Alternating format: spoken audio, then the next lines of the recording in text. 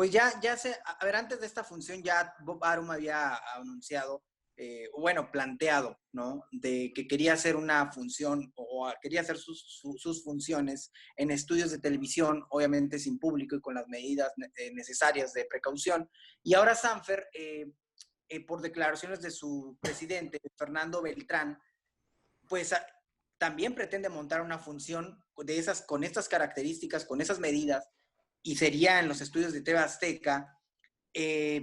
Dijo que podría ser Manuel Vaquero Navarrete quien estelarice la función, su peleador más activo, o sea, que hasta pelea 4 veces por año. Ahí es donde me sorprende, porque viene de un desgaste terrible en las 122 libras, donde no está, bueno, sí le está dando el peso, pero está sufriendo una barbaridad para estar ahí. Y su mismo entrenador me comentó que ya no quiere que su peleador pelee en las 122 libras, sino ya hacer el siguiente paso a las 126 en pluma.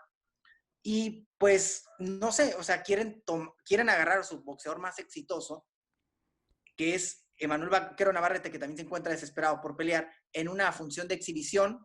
Y obviamente, después de ver de lo de Nicaragua, pues se van a animar a montarla el 6 de junio. Incluso esa fecha a mí también se me hace muy pronto. O sea, aquí en México vamos a salir de la jornada de aislamiento social el 30 de mayo. Es decir, la semana siguiente quieren hacer esta función. Mira, yo creo que el problema de Sanfer, yo creo que me animo a detectarlo en el sentido de que todos sus boxeadores están bajo contrato con la promotora. Así es. La promotora les garantiza un determinado ingreso que está independiente de las bolsas, ¿no? Es decir, y repito, esto simplemente es deducción apelando al sentido común. Si tú firmas, tú eres un promotor, cuando aparece un boxeador exitoso como el Gallo Estrada, como el mismo Vaquero Navarrete, tú vas a firmarlo. Ese Vaquero Navarrete tiene un representante que no es el promotor. El promotor va a negociar con el representante, que hace las veces de una suerte de abogado, ¿no es cierto? Entonces, a la hora de negociar, dice, perfecto, yo te firmo mi boxeador, tú le administras, le estableces la agenda, pero tú me garantizas un mínimo de ingresos independiente de lo que sea. En este momento, el Vaquero Navarrete, el Gallo Estrada, todos ellos son boxeadores de Sanfer. Sanfer les tiene que garantizar un mínimo de pago independiente a que peleen o no peleen, porque eso es la herramienta que le permite controlar su carrera. Entonces Sanfer está en un problema, porque por un lado está soltando dinero de sus reservas para pagarle lo que está en los contratos. Por el otro lado, no consigue negociar sus peleas con nadie, o sea que no está ingresando dinero. Entonces, la desesperación de ellos pasa por ahí, y parte de esa desesperación recae después en las televisoras, porque recuerda que todas estas televisoras, me imagino que en México es lo mismo, están dejando toda la agenda en manos de promotores. O sea, los promotores se comprometen con las televisoras a suministrarles peleas. Si no se las suministran, ellos están corriendo el riesgo también de perder los contratos de exclusividad que tienen para que les difundan sus peleas en las cadenas de televisión. Y me imagino que por algún lado también eso es una pérdida. O sea, en todo este lío, las promotoras como Sanfer, que son muy grandes en el sentido que tienen varios campeones, son las que están más complicadas, ¿no es cierto? Por eso puede ser que haga sentido el hecho de que si por Sanfer fuera estaría peleando mañana, ¿verdad? Ese es el tema.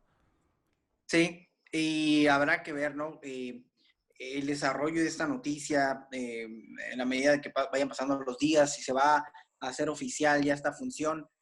Hay un Eh, detalle, hay un ya detalle. Sanfer había Perdón, Adrián, hay un sí, detalle. No es lo mismo promover una cartelera en México en el tema de costo, la parte logística, que hacerlo en Estados Unidos, ¿no?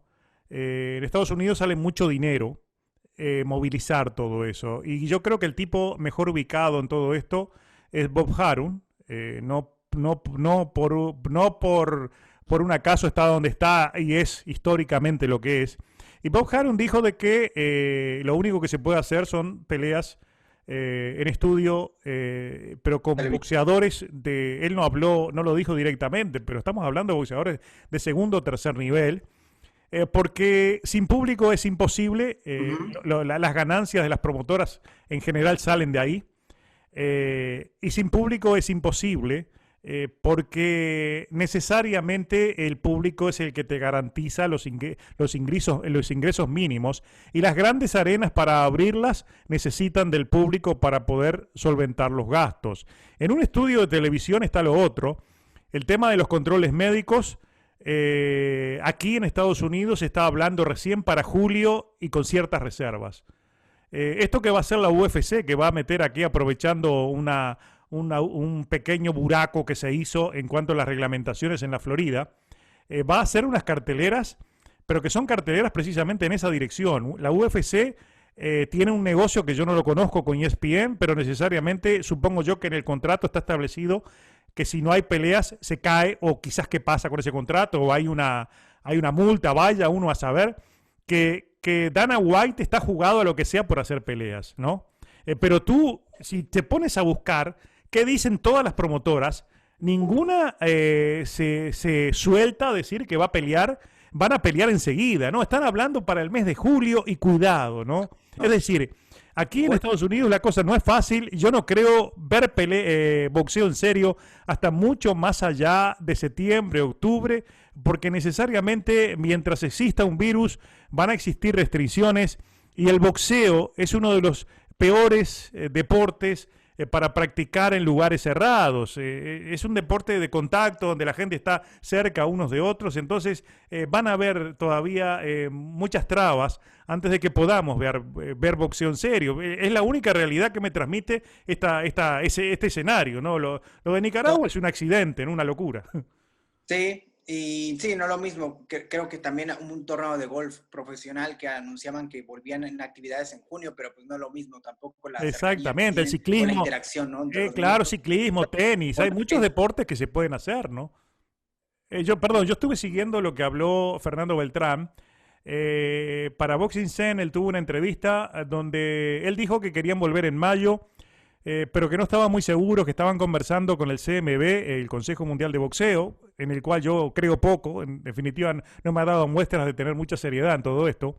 Y Beltrán dijo de que en caso de que pudieran hacer esa cartelera, pensaban hacer una mini cuarentena con los boxeadores antes, pensaban hacerle exámenes médicos antes y después. Digamos que Beltrán es consciente de que tiene que dar muestras muy claras de que va a haber un control muy estricto en el tema sanitario. ¿Y sabes por qué te digo esto? Yo lo tengo por un tipo muy inteligente, ¿no? Porque quien llega al lugar que él llegó no llega por un acaso. Él es un empresario de mucho talento, y además es un hombre joven. Y fíjate Creo que tú. es alumno de Bob Arum, ¿no? Sí, sí, sí, no, evidentemente. Beltrán es, digamos, un grandes ligas, ¿no? Ahora, basándonos en esa inteligencia que yo supongo tiene Beltrán, él tiene que ser consciente de algo. Si mañana él hace una cartelera y por una de esas desgracias del destino, uno de sus boxeadores tiene el virus, que lo puede tener desde antes, y después ocurre algo tan dramático como lo que pasó en Inglaterra con Anthony Yarde, que muere su padre, muere su madre, y digamos en el dibujo de la opinión pública queda aquella duda de que quizás fue Yarde el que se lo llevó, quizás no, porque la gente es fatalista y hay redes sociales y todo el mundo habla lo que quiere. Entonces, digamos que esa buena imagen que tiene Beltrán se le puede venir abajo por un solo desatino del destino, por un solo accidente del destino. Entonces, cada empresario, a la vez que tiene necesidades, yo me imagino que tiene que también que tener una lucha interna sobre lo que hago y lo que no hago, y los riesgos a los cuales no solo expongo a todos estos muchachos, sino a los riesgos que expongo, digamos, el porvenir de su exitosa carrera como empresario, porque estamos hablando de una enfermedad, estamos hablando de un virus, de una pandemia y de gente que se muere. Entonces, Mira, esto es un tema delicado. y yo no dudo que ellos vayan a pensar esto una vez más, porque como tú bien lo dices, es un empresario inteligente que ha sabido manejar este negocio a la perfección, campeones mundiales Ujú. al por mayor en su promotora, pero yo lo considero a él y a su empresa pues como gente seria. Sé que económicamente, pues como a todo el mundo, pues, nos está afectando esto, y que ellos también se encuentran desesperados y hasta cierto punto se entiende, pero creo que sí se la van a pensar dos veces, ¿eh? O sea, de llevar esta función, sobre todo una semana después de que termine oficialmente, que es el 30 de mayo, el aislamiento social aquí en México. Entonces, ellos ya venían anunciando que junio iba a ser, o sea, y te hablo de hace ya un mes o 3 semanas, venían anunciando que junio iba a ser el mes donde iban a regresar Sanfer con sus funciones. Entonces, pues habrá que ver si no la postergan un poquito más, que sería lo ideal, hasta que esto se vaya controlando todavía este virus, y sobre todo en Ciudad de México, que es el estado, porque ahora ya es estado, donde más casos de contagios confirmados existen. Entonces, no es lo mismo que tampoco que Nicaragua, que también estuvo mal y reprobable, pero Nicaragua, pues por lo menos las cifras te dicen que no hay mucho riesgo en contagio comparado de Ciudad de México, que es donde más hay de estas posibilidades.